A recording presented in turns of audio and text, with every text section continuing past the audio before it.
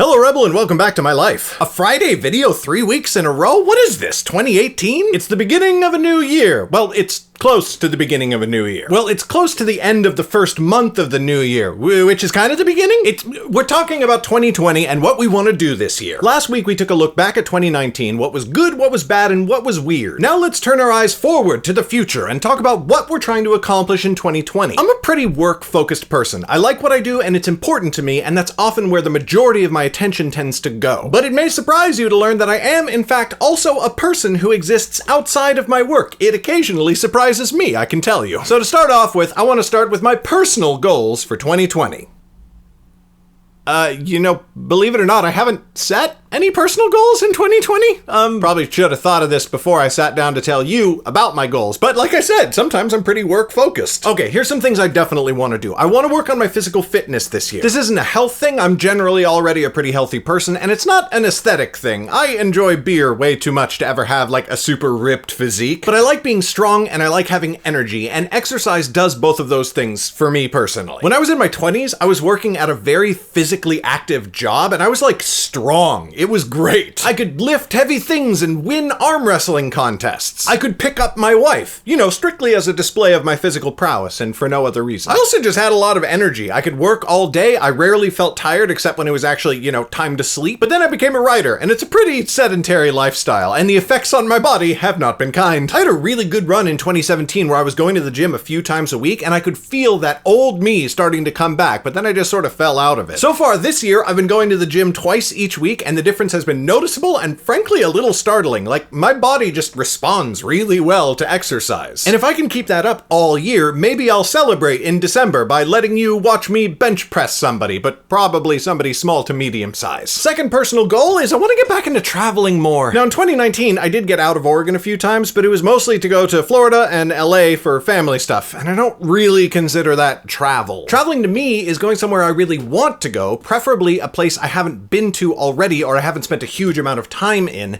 where I can have cool new experiences that recharge me creatively. I don't have any definite plans along this line for 2020, and I honestly don't want to. My favorite kind of travel is the kind that happens relatively spontaneously, where I don't know the trip is happening until 2 or 3 weeks ahead of time. And setting it as a goal is more about keeping an eye out for that opportunity and being ready to take it when it comes along. I have one family goal in 2020. Make my wife happy. My kids too, but mostly my wife. Happy wife, happy life. You know how much I love Megan. This year, I just want to make our lives better and help alleviate some of the stress we were going through in 2019. And that is a perfect transition into professional goals. What do I want to do with legacy books in 2020? So my legacy goals break down in a kind of weird way because I have company goals and then I have personal company goals. Like, there are things I want to achieve with legacy as a publisher, and then there are things I want to do for legacy as an author. So let's start with author goals. In 2020, I want to finish 4 new books and publish 3 of them. I have my lineup for what books those are, and I think I've broken down my production times into something that I can actually achieve this year. The first book I'm going to finish is the 3rd book in the Tales of the Wanderer series, which I've been putting really good time in on so far this month. The second book might seem like a cheat, but it's the Tales of the Wanderer Volume 1 Omnibus. You know how we have these 3-book volumes for the Nightblade Epic and the Academy journals? Same thing, but for the Tales of the Wanderer. Like I said, that might sound like a cheat because it's just repackaging 3 existing books into one, right? But for one thing, I do still have to write new content for the volumes, and that's the addenda at the back of the book, which can get surprisingly in-depth and complicated. And also, the cheat on this book is going to be greatly overshadowed by the next book, because the 3rd book I want to write and publish this year is going to be one single book that is as long as 3 regular Underrealm novels. Yeah, this one's going to be a doozy. I'm not ready to talk about it in too much detail yet, but it is going to be a big event book combining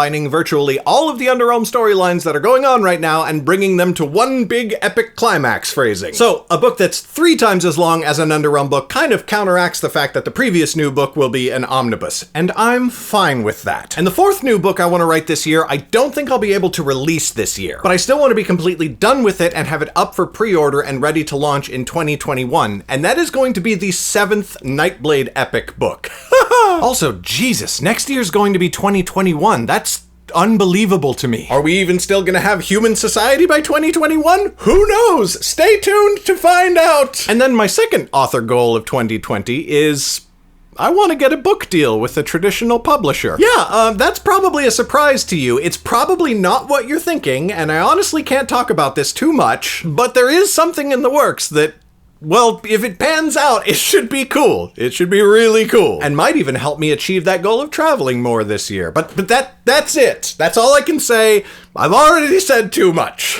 So that's what I want to do as Garrett Robinson, author. Now let's talk about what I want to do as Legacy Books, publisher. The first thing is one I've been talking about for a while, pretty much all of last year, in fact, and that's the completion of the audiobook project. We've got 4 audiobooks left to go, all of which are underway to some degree, and I want to wrap those the heck up. And then all future Underrealm books will come out with the audiobook at the same time. This is just going to feel really good when it's done. I would love to be wrapped up by my birthday, but that might be unrealistic, so let's just say ASAP. In 2020, I want to grow the company so that it's not just me anymore. I want to have at least 2 other people working at least part-time with me on Legacy Books. I kind of have a vague notion of the roles I need to fill, but I need to finalize that and then start looking for people who can fill those roles. And that's something I've been kind of gradually chipping away at in the background of everything else I'm doing. And the final, Legacy Books as a publisher goal, is the biggest one, and also the most exciting because it's literally happening like right now. And that is to finally start publishing other authors for real and getting very serious about it. If you missed the live stream announcement last week, the next Underrealm novel is officially up for pre-order right now. It's called The Cloak of Red. It is by Brenna Gawain. There is the cover, which is gorgeous, and it comes out on April 10th. It's a story about Theron, who is, statistically speaking, most likely one of your favorite characters in the entire world of Underrealm, as she ends up joining the Mystic Order.